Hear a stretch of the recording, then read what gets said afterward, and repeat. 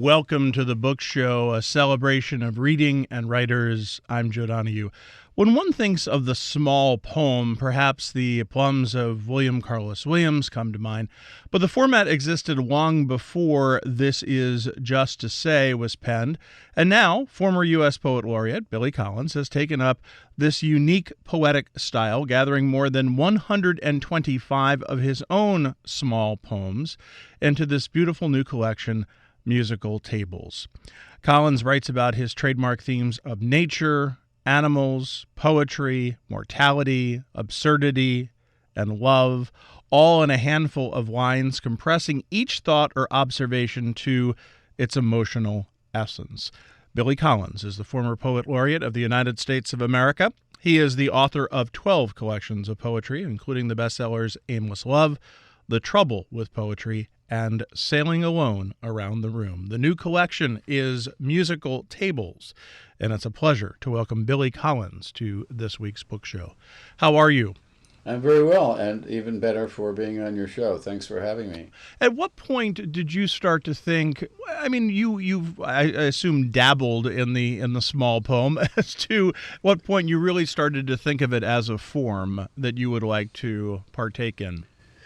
Well, very recently. I've been writing short poems or small poems on the side for some time. I've always been attracted to them ever since, maybe even Mother Goose might have been an early influence.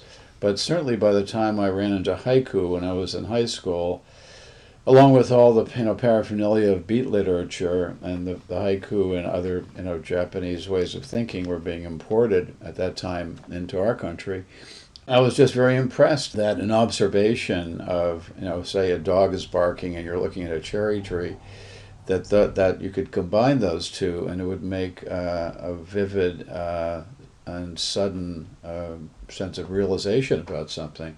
So I've been writing them for a long time, but it wasn't until, I don't know, a year and a half ago, I'd say COVID time really, where I was producing a lot of them. Maybe there's a COVID connection there. There were poets like Bill Knott and recently Charles Simic and William Carlos Williams and others who used the short form. And I began to think of it as a genre. I looked around and I raked together well over 100 poems. And I thought, if I can go on a little bit about this, I thought Please. This would make an interesting kind of novelty book, like 100 Small Poems by Billy Collins or something. And I showed the manuscript to my editor and gave him that idea. We could do this kind of novelty book about small poems. And he said, fairly quickly, he said, no, we're not going to do that. He's very definite. No, we are not going to do that. We are going to publish these, and it's going to be Billy Collins' next book. And he said, I'm not even going to tell my fellow editors and upper echelon people at Random House that they're small poems. They will find this out soon enough when I open the book. That suddenly conferred value on the poems, that I was thinking of them as a sort of a sideshow. And having said that, he gave me a sense of confidence that this could be treated as a kind of genre. It seems fun as a writer to sort of sneak something through, though. Yeah, I mean, well, the whole process is very fun. I mean, I can't even call it a compositional process because these little poems arrive almost whole. There's very little I have to do very little with them. They just kind of come at me. From whence we'll never know. Michael Longley, the Irish poet, he said in answer to an interview question, if I knew where my poems came from, I would go there and not come back. So anyway, they're very fun to write, and one has to have one's receptors out and be interested in having the time to kind of wonder. So this is probably the perfect time for me to ask you to read a few of these small poems and to share them with us to give the listener an idea of what we're talking about. Great. Well, let me start with a poem called 3 a.m. 3 a.m. Only my hand is asleep, but it's a start. This one is titled Breakfast. In the hotel restaurant, orange koi in a pond, I toss in some cornflakes. Some of them are a little mean-spirited, not those two, but this is called, the title is very important here. It's titled Refrigerator Light. The minute she slams the door, I stop thinking about her. And one more here? Yes. Much more serious. It's called Divorce. No more heavy ball, just the sound of the dragged chain with every other step. I'm interested when you say a genre. How do you define it? How do you define that genre of the small poem? As you said, there's no real form; they come to you almost fully formed. So how do you define that? A genre is usually comes with some rules about size. In this case of the sonnet, a rhyme scheme. Repetition in the case of the ballad and the pantoum and the sestina. In the small poem, if we're going to call it that, and that's what I like to call it, I know a short seems a little pejorative. The small poem, the only requirement is in its length or a lack of it. It just has to be. I would say if it goes over 4 lines, we're in. It's might be leaving that genre and ending up in no man's land, but it's all about the brevity. But also, just as haiku is about its brevity, it has the 17-syllable count. But there's something that a haiku does that really defines the haiku, and that is a moment of enlightenment, a moment of sudden awareness. There's one haiku, I don't know if I have a word or syllable for syllable, but the man planting radishes points our way with a radish. And you can see this guy holding a radish and just pointing in some direction. And also you get this sense of lost travelers. So there's a lot going on in there. So the haiku goes after a certain moment in time. And just as, an atom smashed produces this tremendous and often horrifying result, a moment smashed by one's attention to it can create a big effect, to use a small word, a big effect in one's consciousness. Now, the small poems I'm writing are not trying for that kind of haiku brilliance, but they are trying to take something small and just twist it in a new direction. What I feel in writing these poems is a kind of torque, that is to say, power, or a force rather, that is applied with a twist or a turn of some kind. Just like taking the cliche of ball and chain and then separating them. That you can get rid of the ball, big parts of the relationship in a divorce, but you can never forget the person. So there's always the dragged chain with every other step. That sounds like not a pleasant divorce, but that's just the way the poem came out. A lot of these are like misunderstandings. Like there's a poem, I have a little one called Yamaha, which just goes at the double, the way that refers to 2 very different, extremely different products. So Yamaha, I gun my baby grand along blacktop roads, and I play Clair de Lune in my helmet and boots. So it's the piano motorcycle confusion that I'm playing off there. Billy Collins is our guest in this week's book show. The new collection, Musical Tables, that is published by Random House. You read for us 3 a.m. and 2 things struck me. It's a good example that I would like to explore with you. One is the idea of only my hand is asleep, but it's a start. I mean, it's almost a Stephen Wright line, isn't it? I mean, there is a joke quality to it. In some of them, I think some more than others. Absolutely.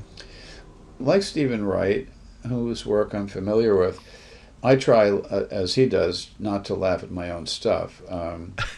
And he's really a master of not reacting at all to what he's saying, as if he just came through him instead of out of him.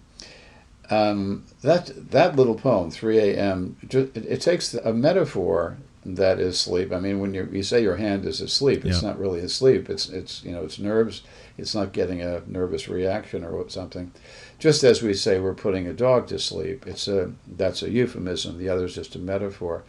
But if you take the metaphor literally, and you think the hand is actually asleep, and the whole body will eventually be numb, like the hand, then it becomes ludicrous, and that's the kind of effect some of these are going for. The title 3 a.m. has significance, perhaps more than a title usually does, because it gives us the whole context, doesn't it? Well, it sets the time. It's an indicator of insomnia.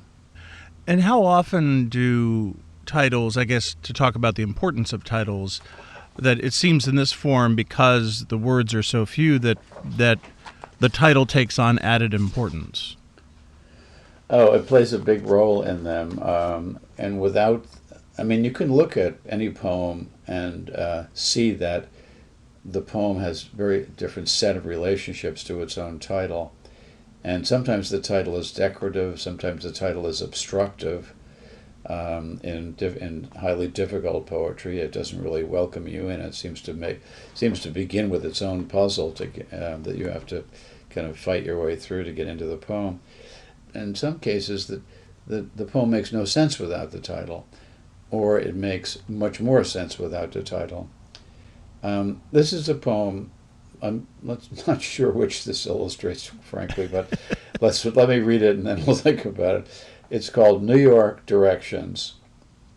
It's down in the village between bleak and bleakest. So I guess if you're not a New Yorker, it doesn't make a lot of sense. So maybe New York. Yeah, the answer would be bleaker, right? Right. I mean, to me, that's brilliant. Oh, good. Well, also, I tried to get the voice of a New Yorker, like it's down in the village between bleak and bleakest. It's down in the village. He's not being that specific, or he's not being that friendly to the tourist who's asking. As you were putting this collection together and writing these, and as you said, many came out of COVID, is it a mindset that once you're in that mindset and once you're in that zone that they come freely? I think they do. I think more than that, they threaten to take over, really. I haven't written poems that would qualify as full poems in a while. I sometimes feel stuck in this small groove. In fact, when my editor clearly thought the small poem was a new step in my artistic direction, I suspected all along that it was the beginning of the end, that I would just write shorter and shorter poems and then one line and then flat line, and that would be it. I'd just carry me off. So the idea of a theme or of what you decide to write, it seems that it really is limitless, and I mentioned, I bring this up because I mentioned this in the introduction, that it deals with many of the themes that you normally deal with, which I guess is sort of a way of saying, well, it's a lot of the stuff that we as humans have to grapple with and think about. I suppose. I mean, it's about dating. It's about the end of relationships. It's about looking at nature. It's about sitting in a diner. It's about dogs. It's about religion, in a sense. I mean, one poem is called Argument from Design, and that is a reference to one way to rationally establish the existence of a God, is by the design in the universe. So it does hop around. There's no real... I think it's dealing with the same themes that a lot of poetry has been dealing with since antiquity. but just in a much smaller package. It certainly is, and if nothing else, it's certainly an avoidance of being breezy, or chatty. I'm hoping we can use for comparison a poem that you wrote called "Only Child," which I know you wanted to read. I'm interested of what brought you to focus on that particular poem. Well, I think being an only child is an excellent preparation for being a poet, in that you have a lot of time by yourself, and solitude really becomes a natural condition, if not a kind of drug that you you need to repeat. I think writing poetry and reading poetry as a young person was a way of actually being more alone. Wordsworth's little poem about the daffodils starts out by saying, "I wandered lonely as a cloud." And at the very end, he talks about the bliss of solitude. So the poem transits from bad being alone, loneliness, to good being alone, solitude. But this poem I'm just about to read, called "Only Child," also turns into pointing out the limits of of only childhood. Only child. I never wished for a sibling, boy or girl. Center of the universe, I had the back of my parents' car all to myself. I could look out one window, then slide over to the other window without any quibbling over territorial rights. And whenever I played a game on the floor of my bedroom, it was always my turn. Not until my parents entered their 90s did I long for a sister, a nurse I named Mary, who worked in a hospital 5 minutes away from their house, and who would drop everything, even a thermometer, whenever I called. "Be there in a jiff" and "on my way" were two of her favorite expressions. And now that the parents are dead, I wish I could meet Mary for coffee every now and then at that Italian place with the blue awning, where we would sit and reminisce, even on rainy days. I would gaze into her green eyes and see my parents, my mother looking out of Mary's right eye, and my father staring out of her left, which would remind me of what an odd duck I was as a child, a little prince and a loner, who would break off from his gang of friends on a Saturday and find a hedge to hide behind. And I would tell Mary all about that too, and never embarrass her by asking about her non-existence. And maybe we would have another espresso and a pastry, and I would always pay the bill and walk her home. Billy Collins reading his poem "Only Child."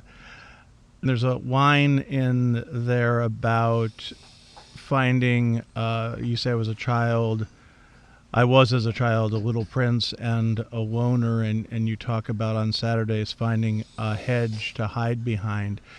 Is that the type of kid you were, that you wanted that solitude, you that gives a sense of shyness, that you liked to be, for want of a better word, introverted? Yeah, or shy or creepy. I mean, I spent a lot of Shy time. seems nicer than creepy, but if Yeah, you I want to go know. with creepy, that's fine. Well, it's the extreme end of shy. I spent a lot of time hiding behind my mother's dress when I was very, very young. I grew up in New York City in Jackson Heights, and it was very safe back then. And we were out on the streets, and the streets were a great place to play in. Vacant lots and just Yeah. on the pavement or on stoops. And on Saturdays, our parents would say, "Just be home before dark," and we'd just run out of the house with an apple or something. And of course, it got dark so slowly that not just in my childhood, but always, it gets dark so slowly that if you're a child and you're outdoors, you don't notice it's getting dark. So you're always in trouble, because if you're indoors, it's dark, and so you're always coming home before dark in your parents' sense. But I remember losing my friends. we'd be running in some direction, and I would just run off behind a shed or something and run off into these garden apartments and just be alone. And they didn't miss me. We'd resume playing at some point, but it's not like they were taking attendance. But I remember vividly wanting to be with them, and then having a surfeit of running around and playing and just wanting to be alone and be quiet. You mentioned as you started to read Only Child about how that really sets you up to be a poet. Talk a little bit about that. Yeah, well, you're uninterrupted by siblings. I mean, that's the main thing. And if you have agreeable parents, they let you be alone. And with them, I think it was fine. Of course, back in that day, if my father ever showed up when I was like playing baseball or something, I would have thought probably my mother dropped dead. There was fathers did not watch their kids playing sports. Fathers were playing their sports, playing golf or something, or playing cards. So there was also a lot of time just to be alone, and it was just wondering and developing your imagination. There's a French philosopher named Gaston Bachelard, and he talks about these felicitous spaces, he says, where in childhood, children, not just only children, but children like to hide. They will make forts out of sofa cushions. If it's winter time, we used to make igloos, or they'll hide under the stairs or a closet, or if they're lucky enough, they'll have their own room. And Bachelard says that these are the places where a child's imagination develops, and that artists, poets, writers, painters, musicians are people who come out of those spaces where their imaginations have been cultivated and formed to become, full-blown, mature artists. Do you have to keep cultivating your imagination? No, I don't think so. I think just being alone does it. That's all. I was thinking this morning, I was alone while my wife was asleep, and I was thinking about the stork. I guess, I don't know why, the myth of the stork delivering babies, right? Mm. Usually in a diaper. And I was just thinking, well, if the stork delivers babies and brings life into the world, maybe, I wonder if we could have a myth where storks carry the dead away. But then you couldn't have one stork, because the body would be too heavy.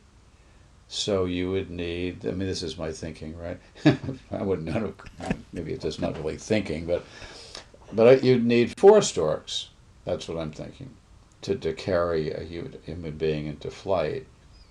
And then I thought, and this is a kind of window into something, would the storks, if this was written as a poem, would they be grabbing the hands and feet or the wrists and ankles? Mm.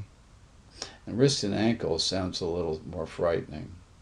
So I wanted to compare the benign infant carrying stork to these like horrifying birds whose job it is to carry the dead off. Will that go any further? Is that something you want to think about more? Well, stuck with being a small poem expert, no. I mean, that's about it. I think I'm going to just write. Meaning it's done. I think it's cooked. These come pre-cooked. You don't have to do anything with them. There's no composition. There's no beginning, middle, or an end. There's no process. They just arrive. But there is that little bit of thinking about Right. 1 stork for a baby, 4 storks for an adult. Are they things that you come back to? I guess I mean, is there, even as you're going through them, that there's an editing process? Maybe I wouldn't. Yeah, I think it's done in one sitting. I wouldn't go back. I mean, I'd get it right in one sitting, which might take. They're small poems, but one might take a half an hour looking at it. And, I mean, this is one that kind of wrote itself. There's one called Carbon Dating. He tried it once as a last resort, but most of the women or 1,000,000 years old. So if you look at carbon and dating long enough, those 4 lines result in. You have one called Page Turner, desirable in fiction, not so much, with a slim book of poems. How do you think, even getting it through, how do you think it's received by your audience? It varies now. One of the editors at Random House, in the discussion of the marketing of the book, pointed out that someone could, in a bookstore, could stand in an aisle in the poetry section and read the whole thing. But I said to my editor, well, if someone reads the entire, like 125 little poems, standing there, I would think you'd want to buy that book. I mean, there was no poem in there that stopped you from going on. So, but I've heard I look at these little reviews on Amazon, admittedly, and there are complaints about they're just too small. Yeah. But that's like saying, well, I don't like the bullet train; it's too fast. I mean, it's built into to what you're looking at. But a couple I've known for a long time told me that one of them, I don't know if they're driving or not, but one of them read the entire book to the other one, and then at another point, he read the entire book back to her. And these poems are very communicable since they're so small. You can text one to a friend, you can say one to a friend on the telephone, or you can take turns going back and forth reading them. Billy Collins' new poetry collection is Musical Tables. It is published by Random House. Billy, always a pleasure to speak with you. I thank you so much for sharing your time with us and for the beautiful work. Great, you're so welcome, and thank you for having me on again. Again, Billy Collins' new poetry collection is Musical Tables. We enjoy hearing from our listeners about our shows. You can email us at book@wamc.org. You can listen again to this or find past book shows via podcast at wamc.org. Sarah LeDuc produces our program. Bookmark us for next